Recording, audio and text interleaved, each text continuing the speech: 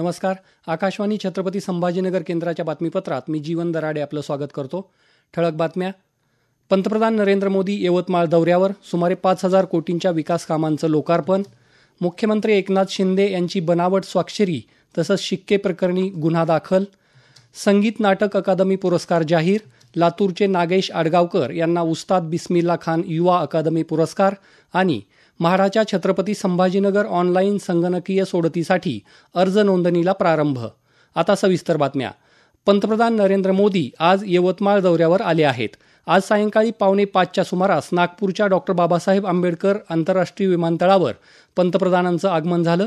केंद्रीय रस्ते वाहतूक महामार्ग मंत्री नितीन गडकरी आणि मुख्य सचिव नितीन करीर यांच्यासह प्रशासनाच्या वतीनं पंतप्रधानांचं स्वागत करण्यात आलं.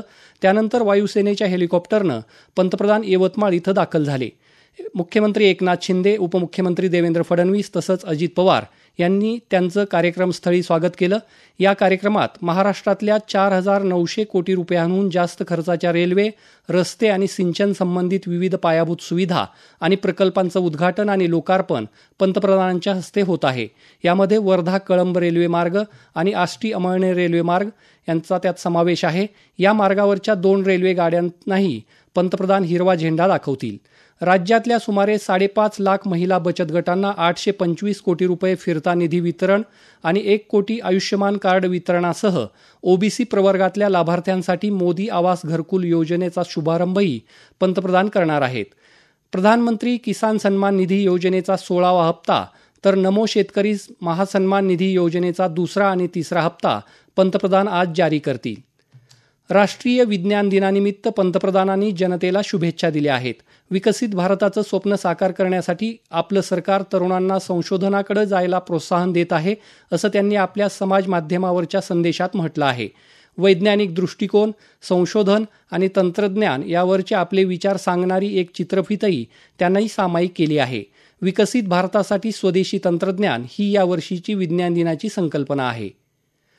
मुंबईच्या पाण्याची एक श्वेतपत्रिका जाहीर करावी अशी मागणी मुंबई भाजपाध्यक्ष आमदार आशिष शेलार यांनी आज विधानसभेत केली.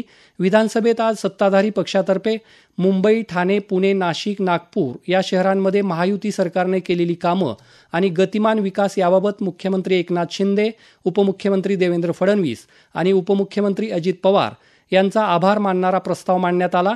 या प्रस्तावावरील चर्चेला सुरुवात करताना शेलार यांनी ही मागणी केली.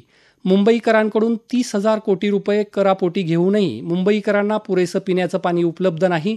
झालेला खर्च आणि मिळणारं पाणी याची सत्यता समोर येण्यासाठी ही श्वेतपत्रिका काढण्याची मागणी शेलार यांनी केली. मुख्यमंत्री एकनाथ शिंदे यांची बनावट स्वाक्षरी तसंच शिक्के घेतल्याचा प्रकार समोर आला आहे. याबाबत मुंबई पोलिसात तक्रार दाखल करण्यात आली आहे. मुख्यमंत्र्यांच्या स्वाक्षरीनिशी शेरे असलेली निवेदनं आणि पत्र पुढील कार्यवाहीसाठी ठिकठिकाणाहून मुख्यमंत्री सचिवालयास प्राप्त होत असतात.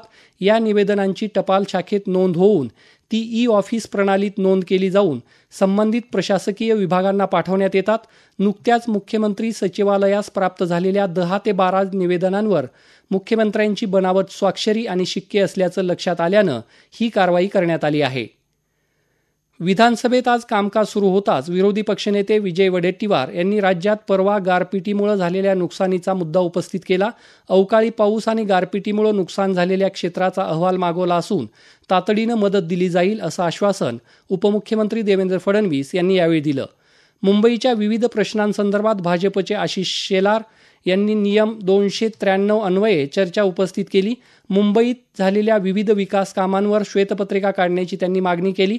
दरम्यान शेतपिकांना योग्य भाव द्या अशी मागणी करत सरकारनं हमीभाव कमी करून शेतकऱ्यांची फसवणूक केली आहे अशी टीका करत विरोधी पक्षातल्या नेत्यांनी विधिमंडळाच्या पायऱ्यांवर आंदोलन केलं.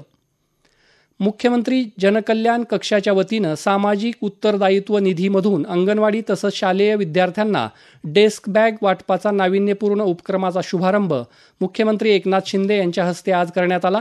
मुंबईतील कुर्ला पाईपलाईन भागातील अंगणवाडीतील मुलांना आज या डेस्क बॅगचं वाटप मुख्यमंत्र्यांच्या हस्ते प्रातिनिधिक स्वरूपात करण्यात आलं. SBI कॅप्स मार्केटकडून उपलब्ध CSR निधीतून ठाणे आणि पालघर इथं 3,030 विद्यार्थ्यांना तर ऑन लॅबोरेटरीज लिमिटेड यांच्याकडील CSR मधून अंगणवाड्यांमधील 4,600 मुलांना या डेस्क बॅगचं वाटप करण्यात येणार आहे. संगीत नाटक अकादमीचे गेल्या 2 वर्षांसाठीचे पुरस्कार जाहीर झाले आहेत. गोव्यातले लोककला अभ्यासक विनायक खेडेकर तसंच कुचिपुडी गुरुनृत्य राजा आणि राधा रेड्डी यांच्यासह 6 जणांना अकादमी रत्न विद्या वेतन जाहीर करण्यात आलं आहे. 3 लाख रुपये, मानवस्त्र आणि ताम्रपत्र असं या पुरस्काराचं स्वरूप आहे. याशिवाय गायनासाठी कलापिनी कोमकली तसंच देवकी पंडित, अभिनयासाठी अशोक सराफ, सृजनात्मक संगीतासाठी नीलाद्री कुमार ढोलकीवादक विजय चव्हाण यांच्यासह 92 जणांना अकादमी पुरस्कार जाहीर झाला आहे. 1 लाख रुपये, मानवस्त्र आणि ताम्रपत्र असं या पुरस्काराचं स्वरूप आहे. उस्ताद बिस्मिल्ला खान युवा अकादमी पुरस्कारही जाहीर करण्यात आले.